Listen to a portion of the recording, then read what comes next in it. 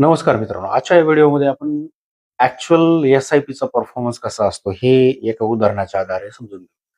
तुम्ही तुमची म्युच्युअल फंडमध्ये जर्नी सुरू केली आहे किंवा करणार आहात. त्यासाठी तुम्हाला कोणतीही मदत असेल, डाऊट असेल, प्रश्न असतील, शंका असतील, ते तुम्ही आम्हाला डायरेक्टली संपर्क करून विचारू शकता किंवा भेटू शकता. तर आज आपण एक उदाहरणासाठी आपण एक एस-आय-पी घेऊ. फॉर एक्झाम्पल तुम्ही तुमची इन्व्हेस्टमेंट जर्नी सुरू करताय. एक 10 वर्ष किंवा 15 वर्षाचं तुमचं प्लॅनिंग आहे. आणि त्या प्लॅनिंगमध्ये तुम्ही 10,000ची जर एस-आय-पी सुरू केली आणि 10 वर्ष जर तुम्ही इन्व्हेस्टमेंट ही कंटिन्यू ठेवली.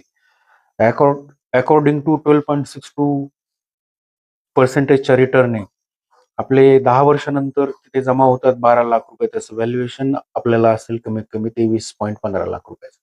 ही जर एस-आय-पी तुम्ही थोडी एक्सटेंड केली 15 वर्षापर्यंत दिली, तर 15 वर्षात तुमचे ₹10,000 प्रति महिन्याने जमा होतात ₹18,00,000. त्याचं व्हॅल्युएशन तुम्हाला 15 वर्षानंतर कमीत कमी बघायला भेटेल 50,00,000पेक्षाही जास्त झालेलं. आणि हे जर तुम्ही थोडं जर अर्ली सुरुवात केली, तुमच्या इन्कमच्या पहिल्या स्टेजमध्ये जर तुम्ही एस-आय-पी प्लॅन केली आणि त्याच्यामुळे काय होतं तुम्हाला ड्युरेशन थोडं जास्त भेटतंय. हे जर तुम्ही 20 वर्षाचं प्लॅन केलं, तर 20 वर्षात ₹10,000 प्रति महिन्याप्रमाणे जमा होतात तुमचे ₹24,00,000. याचं व्हॅल्युएशन तुम्हाला 20 वर्षानंतर जवळपास 1,00,00,000च्या आसपास झालेलं कमीत कमी बघायला भेटेल. म्हणजेच काय, तुम्ही जर पेशन्सली लाँग टर्म इन्व्हेस्टेड राहिलात, तर म्युच्युअल फंडमध्ये खूप मोठ्या प्रकारची संपत्ती उभी करू शकता.